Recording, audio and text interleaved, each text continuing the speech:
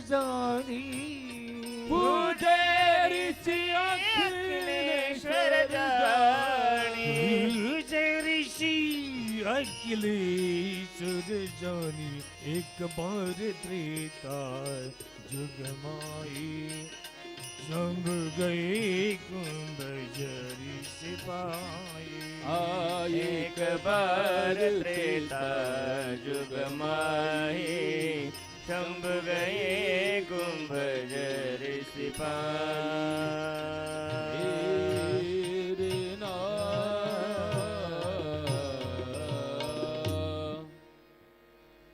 एक बार त्रेता जुग माही. एकदा त्रेता युगामध्ये शंभू गए कुंभजर शिपाई. भगवान शिवजी आणि सती संग सती जगजननी भवानी रामकथा ऐकण्याच्या उद्देशाने अगस्ती महाराजाकडे येतात. पण एकटे शंकरजी नाही, सोबत सती आहे. आणि तेव्हापासून ही पद्धत पडलेली असावी की कथा दोघांना ऐकावी. जसे शिव सती तसं पती पत्नी दोघांनाही कथा ऐकायची. जर चुकून आज एखादा महादेवच परस्परे आला असेल तर त्यानं उद्या 7:30ला आपली पार्वती सोबत आणणे. आणि परस्परे पार्वती आली असेल तर तिनं 7:15लाच कुलूप लावून महादेवला पुढं घालून आणणे. कारण सांगतो, पतीनं जर पुण्य केलं तर पत्नीला अर्ध मिळतच, पण पत्नीनं पुण्य केलं तर पतीला मिळत नाही. पतीनं पाप केलं तर पत्नीला भोगावं लागत नाही, पण पत्नीनं जर पाप केलं तर पतीला अर्ध भोगावंच लागतं. पतीच्या पुण्याईमध्ये पत्नीचा हक्क आहे, पत्नीच्या पुण्याईत पतीचा हक्क नाही. म्हणून तर पतीच्या पदवीमध्ये पत्नीचा हक्क असतो. अजूनही पहा तुम्ही, खेडेगावामध्ये शिक्षक लोकांना आदर देतात लोक. आणि शिक्षक घरी नसेल तर ताईला विचारतात, मास्तरीन बाई गुरुजी कुठे गेले? तिला सही सुद्धा येत नाही, पण अख्खे हिंगोलीतले लोक म्हणतात मास्तरीन बाई. का? पती मास्तर आहे ना. मास्तर मास्तरीन, डॉक्टर डॉक्टरीन, वकील वकिलीन, बुवा बुईन. नामदेव महाराज आहे. आता उलट विचारतोय मी, पत्नी शिक्षक आहे आणि पती शेतकरी आहे. खरं सांगा, त्याला म्हणते का कोणी मास्तर? तुम्हाला डोक्यात फरक झाला का तुमच्या? मी नांगर घेऊन चाललो, मी कुठला मास्तर? पत्नी जरी शिक्षिका असली तरी पतीला कोणी मास्तर म्हणत नाही. पण पत्नी अशिक्षित असू द्या आणि पती जर शिक्षक असेल तर सगळे गाव तिला मास्तरीन बाई म्हणतं. पदवीमध्ये हक्क, तसं पुण्याईमध्ये हक्क आहे. याचं कारण आहे, त्याग माता बहिणींचा आहे, पुरुषांचा नाही. तुम्ही संशोधन करा. जेव्हा ती माहेरी असते ना, तिथलं नाव पहा, कुमारी. मग पुढे माहेरचं नाव, पुढे बापाचं नाव, बापाचं आडनाव, गाव बापाचं, पोस्ट बापाचा, तालुका बापाचा, जिल्हा बापाचा. लग्न झाल्यावर अरे एक अक्षर सोबत आणत नाही, सगळे माहेरी टाकून देते. आणि मग सगळे सासरचे अक्षर स्वीकारते, सौभाग्यवती. मग पुढे सासरचं नाव, पुढे पतीचं नाव, पतीचं आडनाव, गाव पतीचं, पोस्ट पतीचा, तालुका पतीचा, जिल्हा पतीचा. तेवढं सोडून एवढं स्वीकारते. म्हणून याच्या पुण्याई तिचा हक्क आहे, तिच्या पुण्याई त्याचा हक्क नाही. त्याग माता मावल्यांचा आहे. कधी त्या मावल्या मंदिरात जाईल तरी देवाचं दर्शन घेताना डबडबल्या डोळ्यानं एवढंच मागणं मागतात की पांडुरंगा, माझा कुंकवाचा धणी सुखाचा ठेवा. व्रत वैकल्य करल, जन्मभर उपवास तापास करल, देवळात जाईल, वारी करल, पण उद्देश तेवढाच, देवाच्या पाया पडताना डबडबल्या डोळ्यानं मागणं मावल्या एवढंच मागणार की माझा कुंकवाचा धणी सुखाचा ठेवा. मी या पार्टीला विचारतो, जरा आठवा आयुष्यात एक दिवस तरी म्हटले का तुम्ही मंदिरात गेल्यावर मंडईला बरं वाटू द्या? त्यांचं पहा, त्याग त्यांचा आहे. दरवर्षी वट सावित्रीच्या दिवशी वडाच्या झाडाला बिचाऱ्या प्रदक्षिणा घालतात. कशासाठी? 7 जन्मी हाच पती मिळावा. पुरुषानं एखाद्या वर्षी तरी येड्या बाबूला चक्कर मारला का? पुढच्या जन्मी ही मंडळी भेटाय चुकून नाही. त्याग त्यांचा आहे. साधा सत्यनारायण करायचा असला ना तर एकटा घरमालक त्रास काढतो की नाही? ब्राह्मण मंडळीला निमंत्रण, कीर्तन करायची तारीख घेतो, भजनी मंडळाला निमंत्रण देतो आणि मग ऑफसेटवर जाऊन पत्रिका छापून घेतो. रॉकेलच्या फटफटीवर एकटंच उन्हातानात महिनाभर पत्रिका वाटत फिरतं आणि मग एक दिवस ट्रॅक्टरला ट्राली जोडतं, तालुक्याला जातं, बाजार करतं, रवा साखरेचं पोतं, डालडा डबा, लोणकडे तूप, येड्यापासून स्वरपण, लोखंडी चूल, स्वयंपाकाची भांडी, मंडप, डेकोरेशन. महिना गेला एकट्याचा. आणि पूर्ण तयारी झाली की मग पूजेच्या वेळेला दोघेही नवरा बायको बसतात. ब्राह्मण मंडळीला पुढं म्हणावं लागतं आणि हे मागं म्हणतात. म्हणा मम आत्मनः सकलशास्त्र पुराणोक्त फलप्राप्त्यर्थम शांत्यर्थम तुष्ट्यर्थम पुष्ट्यर्थम अप्राप्य लक्ष्मी प्राप्त्यर्थम प्राप्य लक्ष्मी चिरकाल संरक्षणार्थम अस्माकं सकल कुटुंबानां द्विपद चतुष्पद सहितानां क्षम स्थैर्य आयु आरोग्य धन समृद्धी इह जन्मनी जन्मनी जन्मनी जन्म जन्मांतरेषु इतक्यात ब्राह्मणाचं लक्ष जातं. अ मावशी तशा काय बसल्या, मग हाताला हात लावा. झालं, तिनं नुसतं हाताला हात लावला की अर्ध सत्यनारायणाचं पुण्य गेलं. आणि हे 1 महिना रॉकेलच्या फटफटीवर फिरलं हिंगोली जिल्ह्यात. हात लावल्याबरोबर अर्ध जातं. पण हा फक्त कथेपुरता नियम ठेवायचा. आम्ही सांगितलं रामायणात एकानं काय डोकं चालवलं, रेल्वेच्या प्रवासात नवरा बायको दोघात एक तिकीट काढलं. कुठेही चालतो का सत्यनारायण? 4-5 स्टेशन प्रवास झाल्यावर काळा कोटवाला टीसी आला. तिकीट दाखवली, बरोबर आहे, तपासली, अजून एक. हा म्हणला बायको आहे माझी. मग काय करू? 14 डब्याची रेल्वे आहे, बऱ्याच लोकांच्या बायकांना नवल सांगतो तिकीट काढ. अहो बायको आहे माझी, बहिरा नाही ऐकायला आलं मला, तिकीट काढ. आता यांचं आधीच ठरलं होतं, यानं तिच्याकडे बघितल्याबरोबर तिनं याच्या तिकिटाच्या हाताला हात लावला. टीसीचंही डोकं चाले ना, याला पागल म्हणावं. तिकीट बरोबर आहे, हाताला हात काय भानगड आहे? हाताला हात काय भानगड आहे? कुठे आहे भानगड? माझी बायको आहे. मग मग मग काय करतो काळ्या कोटवाल्या? आमच्या गावच्या ब्राह्मणापेक्षा जास्त शहाणा आहे का तू? अरे ते सत्यनारायण चालतं भाऊ इथं. म्हणून राष्ट्र करी पाप राजाने भोगावे, राजियाचे सर्व पुरोहिता, शिष्य केले पाप भोगावे गुरुने, स्त्रीचे केले घेणे पुरुषाशी. आणि म्हणून पती जर रामायणाला आला आणि पत्नी जर सिनेमा बघायला गेली तर होतं काय? तिचं थिएटर मधलं अर्ध पाप याच्या डोक्यावर इथं येतं आणि याचं रामायणातलं अर्ध पुण्य आपोआप तिच्या जवळ थिएटरमध्ये जातं. असं होऊ नये. उद्यापासून 7:30ला दोघंही येत जा.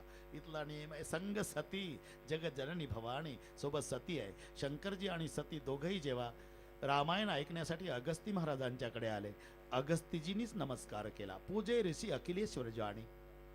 नमस्कार केला तर महादेवाला वाटलं बापरे, ज्याच्याकडे कथा ऐकायची वक्ता केवढा नम्र आहे, मला नमस्कार करतो. पण सतीला वाटलं ज्याच्याकडे कथा ऐकायला आलो तेच लागलं पाया पडायला आणि केवढं घाबरलं. काय सांगणार आहे आता? दोघांनी 2 अर्थ लावले. सतीला वाटलं केवढं घाबरलं, नमस्कार करायला लागलं. आणि महादेवाला वाटलं केवढी नम्रता आहे, कथा ऐकायची आम्हाला, नमस्कार वक्ताच आम्हाला करतोय. असे दोघांनी 2 अर्थ. हे पहा, अर्थ लावण्याचं स्वातंत्र्य प्रत्येकाला. जसं मी नेहमी सांगत, आंब्याच्या झाडाच्या सावलीमध्ये 3 जण बसले होते. एक ब्राह्मण होते, एक भाजीपाल्याचा व्यापारी, एक पहिलवान. दोघं कलंडलेले होते, झोपले नव्हते पण कलंडले होते. ब्राह्मणजी बसले होते आणि आंब्याच्या झाडावर पाखरं काहीतरी कुजबुज करत होते. तेव्हा ब्राह्मण म्हणाले, नुसत्या झोपा काढता का रे माणसासारखे माणसं? अरे पाखरं भजन करतात राव, तुम्ही नुसत्या झोपा काढता. ते दोघं म्हणले काय म्हणतात पाखरं? ते काय मला ऐकायला येतं. काय म्हणतात काय? राम लक्ष्मण दशरथ, राम लक्ष्मण दशरथ, राम लक्ष्मण दशरथ, राम लक्ष्मण दशरथ. ब्राह्मण म्हणाले. भाजीपाल्याचा व्यापारी म्हणला तसं नाही म्हणत काका ते पाखरं. मग आलू भेंडी अद्रक. याच्या डोक्यात हे जाईन दिवसभर. आलू भेंडी अद्रक, आलू भेंडी अद्रक, आलू भेंडी अद्रक. पहिलवान उठला. तसं नाही म्हणत रे ते. दंड बैठका कसरत.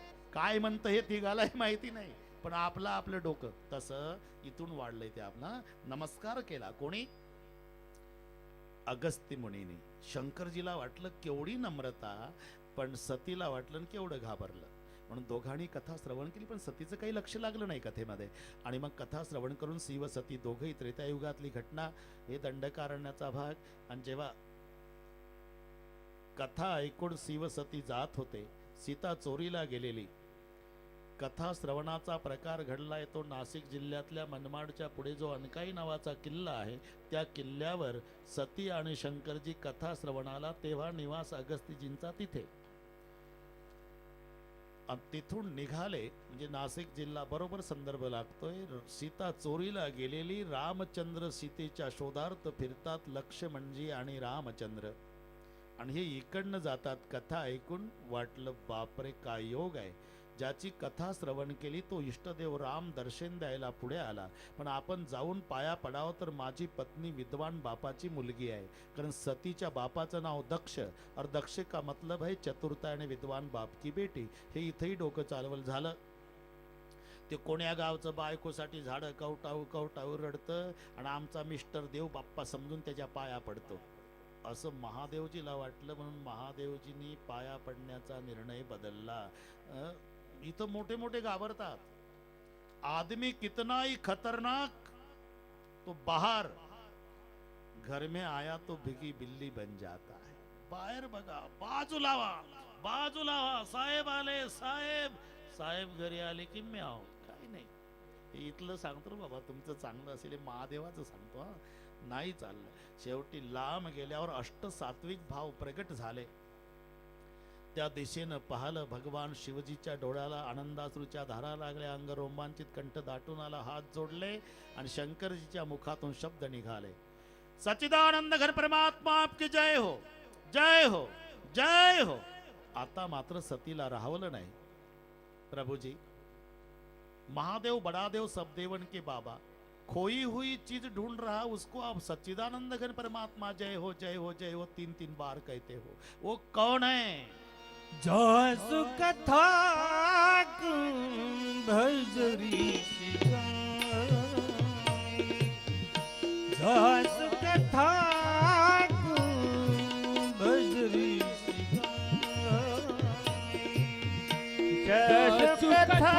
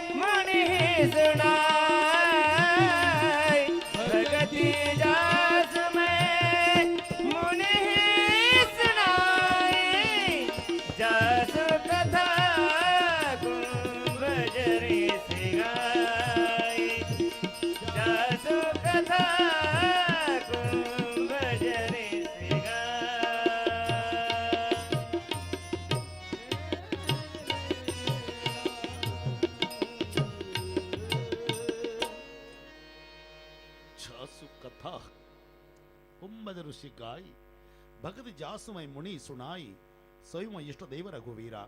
आपण अगस्ती मुनीकडे ज्यांची कथा श्रवण केली ना, हा ते माझं इष्टदैव राम. क्या अगस्ती मुनि तो कहते थे प्रवचन में राम ब्रह्म है. हाँ देवी, अगर राम ब्रह्म है तो ब्रह्म को वियोग कैसा और वियोगी ब्रह्म कैसे. जर ते ब्रह्म आहे तर त्याला कळू नये बायको कोणी चोरून नेली, बसलं झाडं कवटाळत. शंकरजी हासले. सती जो तुम्हारे मन अति संदेह तवकीन जाय परीक्षा लेव. जर तुला संशय आहे तर जात का त्याची परीक्षा घ्यायला. तोपर्यंत मी वटवृक्षाच्या सावलीत बसतो. महादेवजी सावलीमध्ये बसतात आणि सती परीक्षा घ्यायला निघाल्या.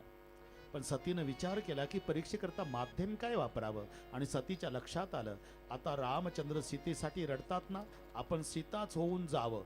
हा जर परमेश्वर असेल तर मला ओळखन, सामान्य माणूस असेल तर जवळ येऊन हात धरून रडेल, रे जानकी कितने दिन से रो रहा था तू कहा थी. आणि म्हणून सती सीता झाली. सीतेच्या रूपात सती गेली. रामचंद्रजीनं ओळखले, पण अडचण आहे, कारण राम प्रभूचे शंकरासोबत आणि शंकराचे श्रीरामासोबत 3 संबंध आहे, सखा, स्वामी आणि सेवक. राम शंकराचे स्वामी आहे, राम शंकराचे सखा आहे, राम शंकराचे सेवक आहे. शंकर रामाचे स्वामी आहे, शंकर रामाचे सखा आहे आणि शंकर रामाचे सेवक आहे. एकमेकाचे मित्र आहे, एकमेकाचे भक्त आहे आणि एकमेकाचे मालक आहे. आणि म्हणून तर रामचंद्रजी ओम नमः शिवायचा जप करतात आणि शंकरजी श्रीराम जय रामचं भजन करतात. श्रीराम जय राम जय जय राम. राम जय राम जय जय राम. श्रीराम जय राम जय जय राम. सर्वांनी श्रीराम जय राम जय जय राम. श्रीराम. शाबास शाबास. श्रीराम जय राम जय जय राम. श्रीराम. लाजू नका, सर्वांनी म्हणा. श्रीराम जय राम जय जय राम. श्रीराम. वा वा. श्रीराम जय राम जय जय राम. टाळी. श्रीराम जय राम जय जय राम. श्रीराम जय राम जय जय राम. शाबास. श्रीराम जय राम जय जय राम. श्रीराम जय राम जय जय राम. आ, भजन करी महादेव हो. भजन करी महादेव. भजन करी महादेव.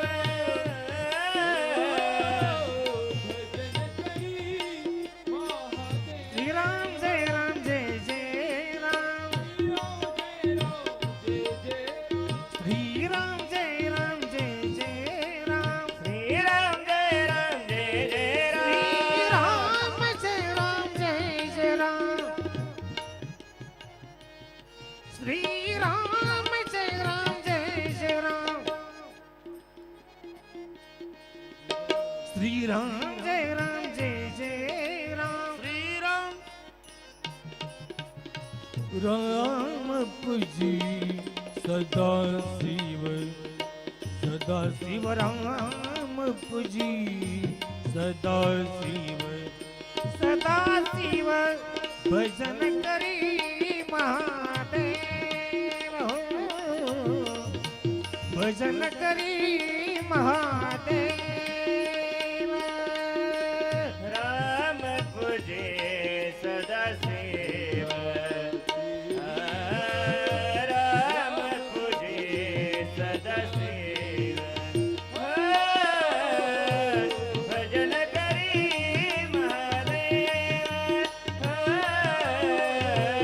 भजन करी महादेव. श्रीराम जय राम जय जय राम.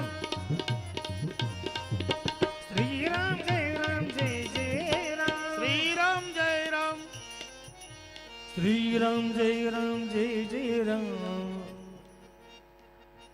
शाबाश. श्रीराम जय राम श्रीराम जय राम श्रीराम जय राम जय राम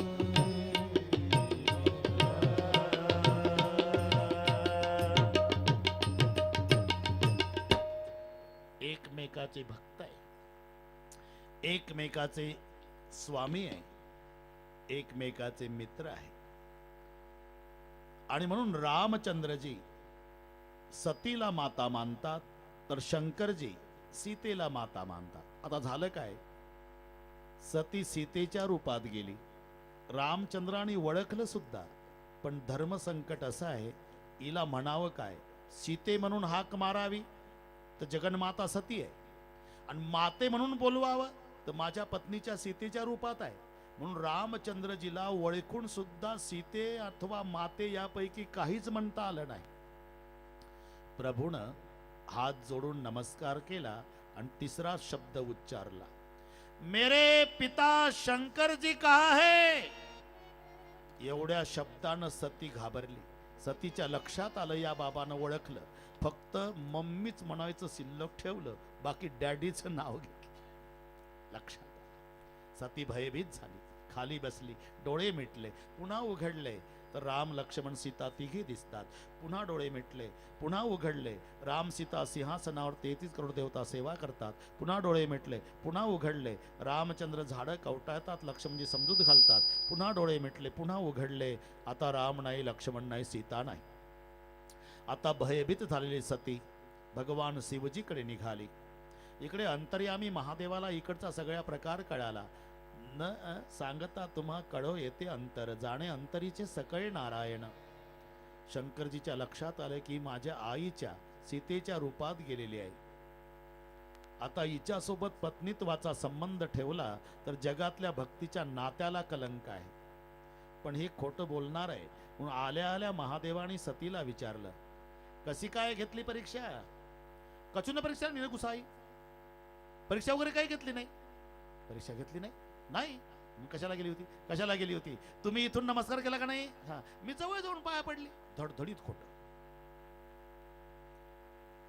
महादेवजी आणि सती कैलासाकडे जायला निघाले, पण महादेवानी मनोमन प्रतिज्ञा केली, या देहात सती आहे तोपर्यंत हिच्यासोबत मी पत्नीत्वाचा संबंध ठेवणार नाही. आकाशवाणी झाली, धन्य हो शिवजी, आप जैसी प्रतिज्ञा करने वाला दुनिया में दूसरा कोई नहीं है. सतीने विचारलं, अशी कोणती प्रतिज्ञा केली तर आकाशवाणी झाली. महादेवजीला वाटलं जर सतीला म्हणावं तुझा त्याग केला तर तिला दुःख होईल, आणि म्हणून विविध इतिहासातल्या गोष्टी सांगत सांगत सांगत सांगत शंकरजी आणि सती कैलासावरती येतात. नेहमीच डाव्या भागाला बसायचं जे सतीचं आसन होतं ते स्वतः भगवान शंकराने उचललं आणि आपल्या समोर ठेवलं आणि सांगितलं, सती अब सामने बैठो. म्हणजे कृतीतून त्याग. सतीच्या लक्षात आलं की डाव्या भागाला बसायचा माझा अधिकार संपला. शंकराने माझा पत्नीत्वाचा त्याग केला. आणि भगवान शिवजीला समाधी लागली. त्या समाधी काळामध्ये दक्ष महाराजांना प्रजापती पद प्राप्त झालं. पद आणि मद हे शब्द अतिशय जवळचे आहेत. फक्त पच्या डाव्या कोपऱ्याला शून्य लावा की लगेच त्याचा म होतो. त्या शून्याला अहंकार म्हटलेला आहे. पद वाईट नसतात, पदाचा अहंकार वाईट असतो. आणि जेव्हा व्यक्ती पदाचा अहंकार धारण करतो तेव्हा त्याचं रूपांतर मदात होत असतं. प्रभुता पायी जाई मद नाही. आणि म्हणून एक दिवस ब्रह्मसभेमध्ये ब्रह्म विष्णू महेश बसलेले आहे, सर्व देवता आहे. आणि त्या ब्रह्मसभेत दक्ष महाराज आले, ज्यांना प्रजापती पद प्राप्त झालेलं आहे. असा नियम होता की प्रजापती आल्यानंतर सर्व देवता सहित सगळे उठून उभे राहायचे, सन्मान द्यायचे. त्या पदाला तो मान असतो. शिक्षण कमी जास्त हे महत्वाचं नाही, ते पद महत्वाचं. अजूनही पहा, आपल्या महाराष्ट्रात एक धोतर नेसणारे व्यक्ती, टोपी आणि शर्ट, पण त्यांच्या पुढे मुख्यमंत्र्याला उभं राहावं लागतं आणि ते बसून असतात हरिभाऊजी बागडे है ना, विधानसभा अध्यक्ष आहे. येस सर म्हणावं लागतं त्यांना. देवेंद्र साहेबाला उभं राहून बोलावं लागतं आणि ते बसलेले असतात. त्या पदाचा मान. तसं दक्ष महाराज अशी घटना होती की आले प्रजापती तर सर्वांनी उठायचं. सर्व उठून उभे राहिले, फक्त तिघच बसलेले. आणि जे मानाला हपापलेलं असतं ना, ऑफिसमध्ये गेल्यावर किती उठले तिकडे पाहतच नसतं, कोण बसलं तिकडे डोकं चालवतं. तिघ बसलेले दिसले. दक्ष महाराजांचं लक्ष त्यांच्याकडे गेलं. पहिलं लक्ष गेलं ते ब्रह्मदेवाकडे. पण वाईट वाटलं नाही का, हा माझा बाप आहे, बाप मुलाचा सन्मान करायला नाही उठणार. शेजारी लक्ष गेलं तर भगवान विष्णू दिसले. अरे हा तर माझ्या बापाचा बाप आहे, म्हणजे आजा लागतोय, नातवाचा सन्मान नाही करणार. पण त्याच्या पलीकडे लक्ष गेलं, पंजाबराव शंकरराव दिसले. दैवताच्या दृष्टीनं पाहिलं नाही, नात्याच्या संबंधाने. जावाई आहे माझा, सासरा लागतोय पट्टा, याला काय त्रास होता उठायला. आणि जे बोलायला सुरुवात केली ते मरकट लोचन पासून, माकडाच्या डोळ्याच्या, भिकारड्या, बैलावर बसून फिरतो, मेल्या माणसाचे मुंडके गळ्यात घालतो, चिताभस्म लावतो, बिना कपड्याचा राहतो, मुलगी देऊन पश्चाताप झाला मला, वाटेल तसा. अशा वेळेला आनंदाच्या उकळ्या फुटणारे लोक असतातच ना. भृगूला एवढा आनंद झाला की मिशीवर पीळ देऊन भृगू इशारा करत होता. चालू द्या, याला बोललंच नव्हतं कोणी भर समाजात. पुषा नावाच्या देवाने दात काढून हसायला सुरुवात केली. काही देवाने डोळ्याचे इशारे केले, बोला बोला बोला. पण शंकररावने एका शब्दाने सासऱ्याला प्रत्युत्तर केलं नाही. यात नवल नाही. घरी आल्यावर सतीला सुद्धा सांगितलं नाही, तुझा बाप असं येऊन बोललाय ब्रह्मसभेत म्हणून. हे जर प्रकरण 2015 सालचं असतं, ऑफिस मध्ये येऊन सासरा सगळ्या साहेब लोकांच्या समोर जावायला बोलला असता, इमानदारीने सांगा काय झालं असतं. सासऱ्याचा राग 5:30ला ऑफिस सुटल्यावर पत्नीवर निघला असता. घरी आल्या आल्या सुटक्याच भर, कुठं जायचं आहे, सुटक्याच भर म्हणतो, तर जायचं कुठं, तुझ्या बापाकडे नेऊन देतो का, भर समाजात बोललाय तुझा बाप. पण शंकर आणि सतीजवळ सुद्धा हे सांगितलं नाही. पुढे काही दिवस गेले. दक्ष महाराजांनी यज्ञाचं आयोजन केलं, सर्वांना निमंत्रित केलं. फक्त सतीला आणि शंकराला निमंत्रण दिलं नाही, म्हणजे जावयाला आणि मुलीला निमंत्रण नाही.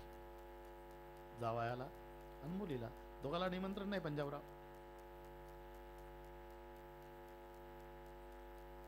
सर्व देवता जेवण करतात.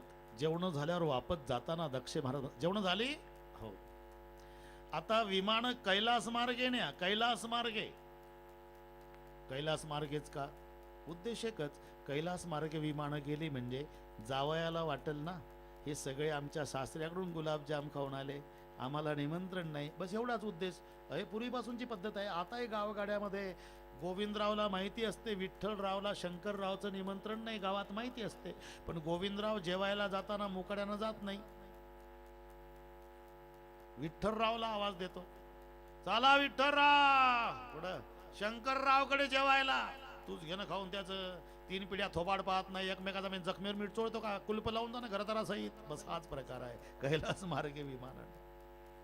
आणि विमान कैलास मार्गे गेल्यावर सतीचं लक्ष गेलं आणि सतीनं त्या दैवतांना विमानातल्या विचारलं, कुठनं येत आहे, तुमच्या वडिलाकडूनच. काय आहे तिथे, बापरे काय आहे तिथे, एवढा यज्ञ कधीच झाला नाही, आम्ही आयुष्यात पाला एवढा मोठा यज्ञ आहे तुमच्या वडिलाकडे. सगळे आले, फक्त तुम्ही शंकरराव नाही दिसले दोघं. झालं, यांचं काम केलं निघून. झालं, सती आत आली भगवान शंकराकडे. आता परस्परे कार्यक्रम कसा ढकलायचा हे माता मावल्यांकडून शिका. यांना कोण्या शाळेमध्ये कोणता तास शिकवला जातो ते त्यांचं त्यांना माहिती, मावल्यांना. बाबा हे पुरुषांना नाही जमत, बरोबर शब्द वापरणार. सती म्हणाली, का काय तुमच्या सासऱ्याकडे फार मोठा यज्ञ आहे म्हणतात, तुमच्या सासऱ्याकडे. पंजाबराव हिच्या बापाकडे नाही का, काही खर्च येतो का एवढ्या शब्दाला, पण ढकलायचा आहे. माझ्या पप्पाकडे नाही म्हटलं, तुमच्या सासऱ्याकडे फार मोठा यज्ञ आहे म्हणतात. हे देवता तिकडनंच जेवण करून येतात. मग तुला काय वाटलं सती, तुझा बाप कार्यव्यापामुळे निमंत्रण द्यायचं विसरला असं वाटतंय का? मग अरे हे तू पुरस्कार निमंत्रण नाही तुला ना मला. कारण आज सांगतो ते ऑफिस मधलं प्रकरण. आज ब्रह्मसभेमध्ये मी ध्यानस्थ बसलो, तुझे वडील आले, मला कळलं नाही, उठलो नाही. तो वाटेल तसे बोलले, माकडाच्या डोळ्याच्या भिकारड्या, मुलगी देऊन पश्चाताप झाला म्हणाले. म्हणून हे तू पुरस्कार निमंत्रण नाही तुला ना मला. आणि निमंत्रणाशिवाय जायचं नाही, निमंत्रणाची वाट बघायची नाही, आणि निमंत्रण असलं तरी जायचं नाही. असे 3 ठिकाण आहे.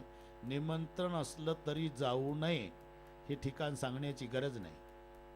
निमंत्रणाची वाट पाहू नये कथा कीर्तनाला. का 7 दिवस कथा झाली, ते दिलीपराव बांगरनी ठेवलेली, तुम्ही दिसला नाही. कसं यावं आम्ही? का आम्हाला कुठं दिलीपराव निमंत्रण दिलं होतं? निमंत्रण म्हणजे काय, बारशाचा कार्यक्रम होता का? निमंत्रण द्यायची गरज काय? अरे चिकन गुन्हा झाला तेव्हा डॉक्टर तुझ्याकडे येत होता का? तू दवाखान्यात पळता? इमानदारीने सांग. मग व्याधे पिढीला धावे वैद्याची या घरा, आपुल्या परिहारा लागोनी. म्हणून तुका म्हणे तेथे न पाचारिता जावे. इथे निमंत्रणाची वाट पाहायची नाही, पण लग्नाला मात्र निमंत्रणाशिवाय जाऊ नये. काही माणसं धाडस करतात, अरे दुपारचं काय मंगल कार्यालय, सगळे कार्यालय यांचे, अरे निमंत्रण नाही. नसू दे रे, विचारलं तर मुलीकडचे. अरे पण मुलीकडच्याने विचारलं तर मुलाकडचे. तुळशीच्या लग्नापासून मृगाचा पाऊस पडेपर्यंत 2 शब्दावर जेवतंय बाहेर. दुपारी मुलीकडचं, संध्याकाळी मुलाकडचं, दुपारी मुलीकडचं, संध्याकाळी मुलाकडचं, मुलीकडचं, मुलाकडचं, मुलीकडचं. पाठ झाले शब्द. एक दिवस मंगल कार्यालयातच पंगत होती, जेवायला बसला, अनोळखी माणूस चेहरा बघितला आणि तो पंक्तीचा मालक पुढे येऊन उभा राहिला. कुठले तुम्ही? खाली मान घातली. आणि ओ खाली मान घाले, तुम्हालाच विचारतो कुठले तुम्ही? मी का? हा मुलीकडचा. काय? नाही नाही गडबड झाली, मुलाकडचा. ओट का म्हणतोस का? माझ्या बापाच्या श्राद्धाचं जेवण आहे आणि मुलीकडचं मुलाकडचं, लाज नाही वाटत तुला? अरे म्हणून तर निमंत्रणाशिवाय जाऊ नये लग्नाला. शंकरजी म्हणतात सतीला 4 ठिकाणं अशी आहे, निमंत्रणाची वाट पाहायची नाही, निमंत्रणाशिवाय जाता येतं त्या 4 ठिकाणी. मित्राच्या घरी मित्राला, भगवत कार्यात भक्ताला, गुरुच्या घरी शिष्याला, आणि माय बापाच्या घरी पुत्राला. आपल्या गुरुच्या घरी काही कार्य आहे, गुरु निमंत्रण द्यायचं विसरले, पण शिष्याला कळालं तर बिना निमंत्रणाने जावं. मित्राच्या मुलीचं लग्न आहे, मित्र निमंत्रण द्यायचं विसरला, कळालं तर मित्राने निमंत्रणाशिवाय जावं. भगवत कार्य चालू आहे बांगरनगरला, भक्ताला कळालं बिगर निमंत्रणाने जावं. आणि मायबापाच्या घरी काही कार्य आहे, पुत्रांना कळालं तर बिना निमंत्रणाने जावं म्हटल्यावर तर सती उभीच राहिली. तेच म्हणते ना मी, माझ्याच पप्पाकडे ना, मग निमंत्रणाची गरजच काय? आणि मग महादेवाच्या लक्षात आलं कधी 9 वाजता की कायदा आपल्यावरच फिरला. आणि मग भगवान शंकराने 2 शिवगण सज्ज केले आणि 2 शिवगणाच्या समवेत सती आपल्या पित्याच्या यज्ञ मंडपात जाती. पिता भवन जब गई भवानी, पिता भवन जब गई भवानी, पिता भवन जब गई भवानी, पिता भवन जब भवानी.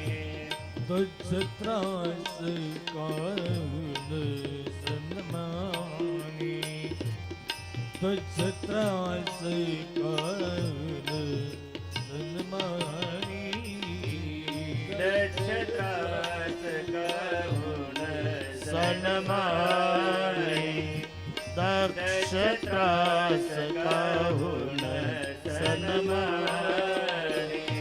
सादर भरली एक माता, सादर भरली एक माता, सादर भरली एक माता, सादर भरली एक माता. भगिनी मिली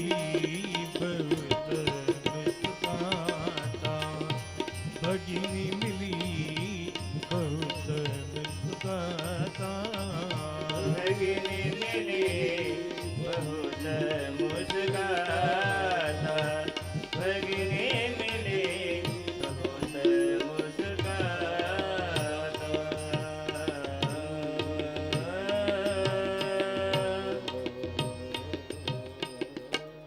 पिता भवन जब गई भवानी दक्ष त्रास काहून सणमाणी. दक्ष राजानं सर्वांना सक्त ताकीद केली. लक्षात ठेवा, माझा जावाई शंकर भगवान माणी पुरुष आहे, निमंत्रणाशिवाय येणार नाही. पण माझी मुलगी सती येण्याची शक्यता आहे.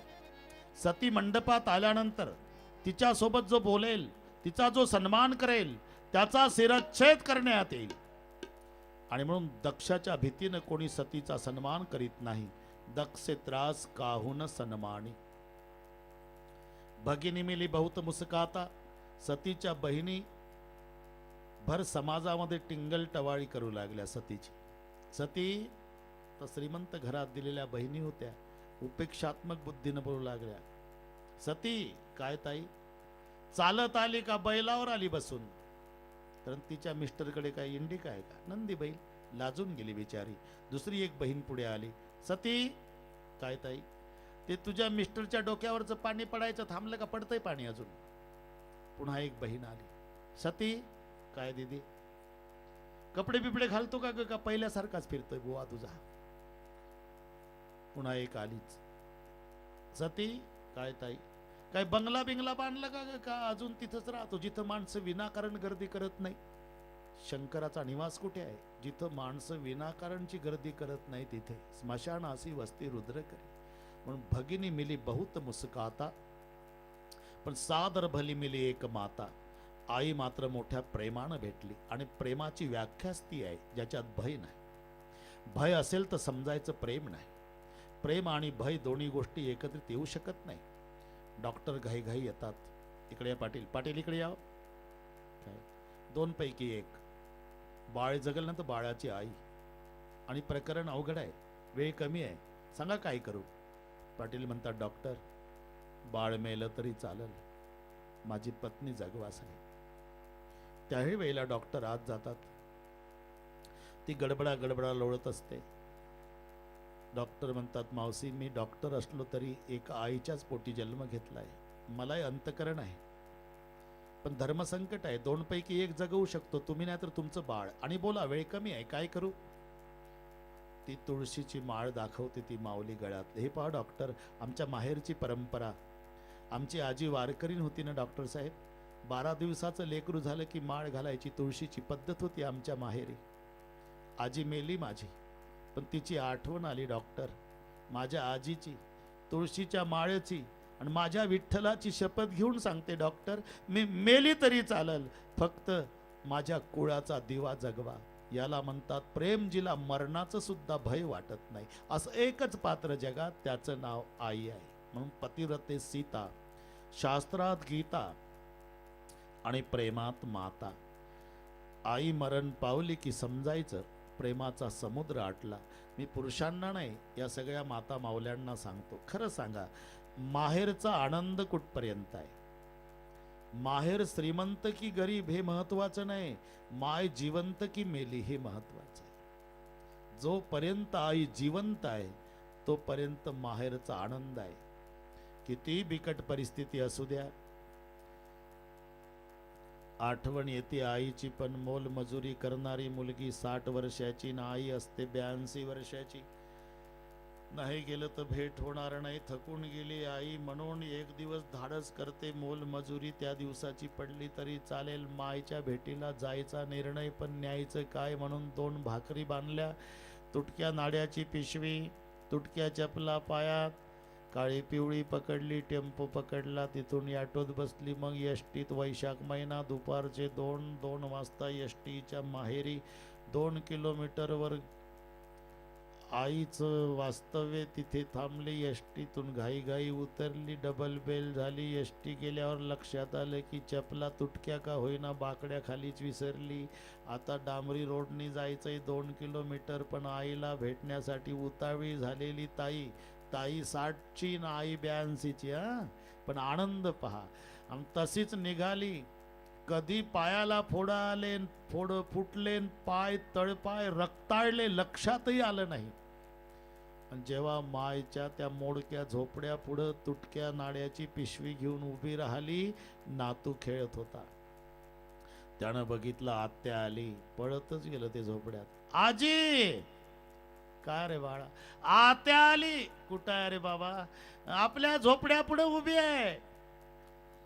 दोरीनं चष्मा बांधलेली म्हातारी, पांढरे केस झालेली, मुखात दात नसलेली, सुरकुत्या पडलेली, गाठी गाठीचं लुगडं नेसलेली, हातात काठी, तर पाण्यात जसं माशाच्या मरायला लागलेला मासा, त्याच्यावर पाणी वतल्यावर अवस्था तशी ताडकन उठली. झोकांड्या खात काठीचा आधार घेत बाहेर आली. दिसत नव्हतं उभी आहे. विचारू लागली, ताई आली म्हणती का ग? आली ना आई. कुठं आहे ग? अंगणातच उभी आहे मी, तिथंच थांब. एक विधी असतो माहेरचा.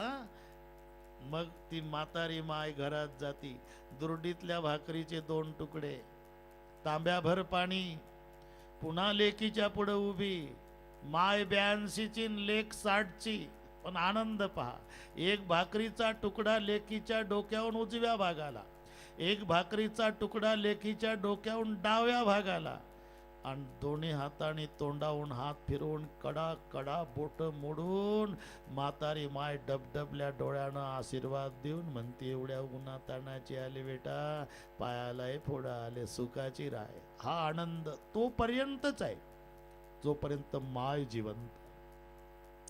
माय मेली, संपला आनंद. मग कधी कधी वाटतं ना बहिणीला, जावं भेटीला.